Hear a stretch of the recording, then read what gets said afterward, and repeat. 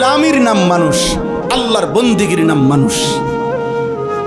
আর নাই তো শুধু উপার্জন করে, সে ইকোনমিক্যাল অ্যানিম্যাল, অর্থনৈতিক প্রাণী। সে শুধু উপার্জনকারী প্রাণী, যে শুধু রোজগার করে, উপার্জন করে কোনো না কোনো ভাবে, হয় পড়ালেখা করে নয়তো পড়ালেখা ছাড়া। কিন্তু মানুষ হওয়া ভিন্ন জিনিস, মানুষ হওয়া ভিন্ন জিনিস।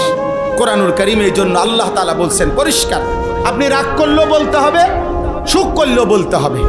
আল্লাহর কোরআনে আল্লাহ বলছে, যেই দিল আল্লাহকে নিয়ে ভাবে না, যেই কান আল্লাহর কথা শুনে না, যেই চোখ আল্লাহর আয়াত দেখে না, খোদার কসম আল্লাহ বলছে উলাইকা কাল আনআম, ওই মানুষগুলো জানোয়ার, জানোয়ার, জানোয়ার আল্লাহ বলছেন। আপনার প্রতিবাদ করার ইচ্ছা থাকলে কোরআনের সাথে কইরেন, আমার কোনো আপত্তি। আপনার হিম্মত থাকলে আল্লাহর সাথে কথা বলেন। কিন্তু আল্লাহ পরিষ্কার বলছে, দিল যার আল্লাহকে নিয়ে ভাবে না, কান যার আল্লাহর কথা শুনে না, চোখ যার আল্লাহর আয়াত দেখে না, ও জানোয়ার। আল্লাহ বলছে ওয়াত্তাবা হাওয়াহু ফামাসালুহু কামাসালিল কালব।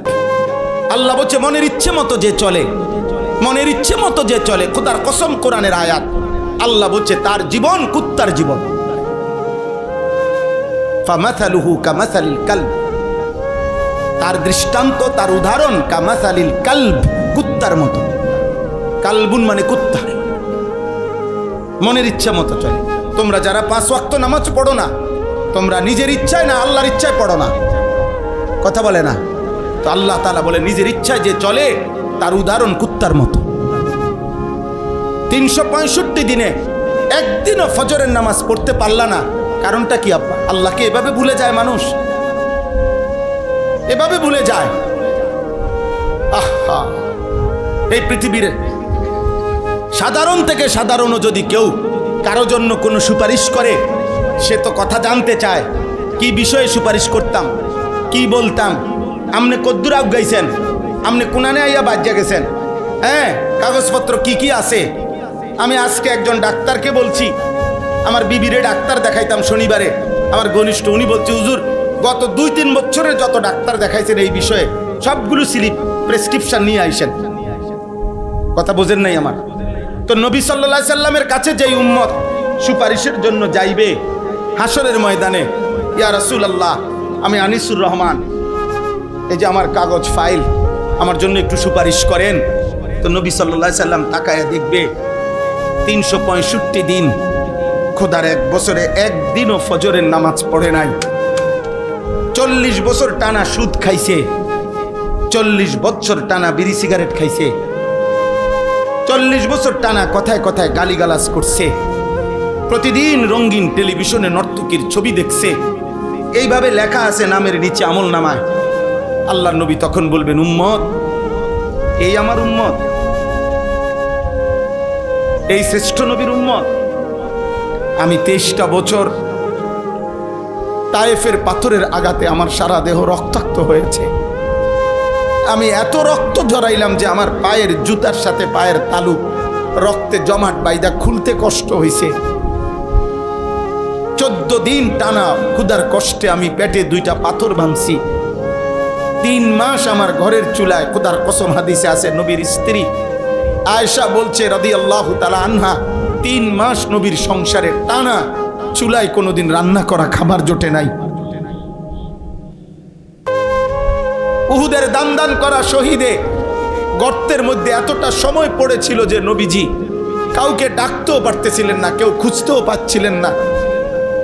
আল্লাহর নবী এভাবে আহত হয়ে রক্ত মাখা দেহ নিয়ে উহুদের প্রান্তরে পড়েছিলেন।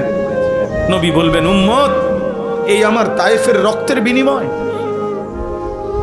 এই আমার উহুদের দান শহীদ করার বিনিময়, এই আমার পেটে পাথর বাঁধা ক্ষুধার কষ্টের বিনিময়, এই আমল নামা। 60 বছর বয়সেও বিড়ি সিগারেট, 60 বছরের দাড়িওয়ালা বুড়া এখনো নর্তকীর নাচ, টেলিভিশনে চা দোকান, নাচ গান দেখা। আমি আল্লাহর সামনে এটা কেমনে সুপারিশ করব? বলেন না। নবীজির সুপারিশ মানে কি?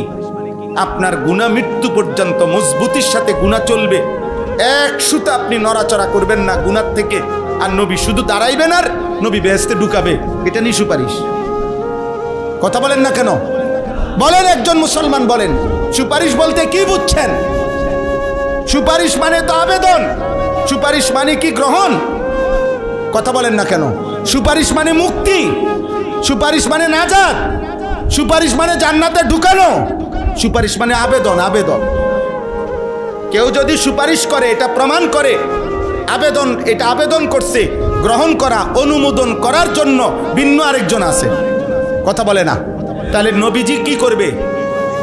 সুপারিশ করবে, তো এটা অনুমোদন করার জন্য আরেকজন কেউ থাকবেনি, তিনি কে? আরে বলেন না কে? তো নবীজি আবেদন করিলে, মনে করেন নবীজি আবেদন করার পর 1 কোটি মানুষ, সাপোজ আর কি 1 কোটি মানুষ আবেদন করছে, আল্লাহ তাআলা যদি বলে বন্ধু আপনার আবেদনে ধরেন আমি একজন বাদে বাকি সবাইকে জান্নাত দিলাম, একজনকেই শুধু জাহান্নাম দিলাম, আর সেই একজন যদি হয় আনিসুর রহমান, তাহলে বাকি সবাই জান্নাতে গেলে আমার কি লাভ?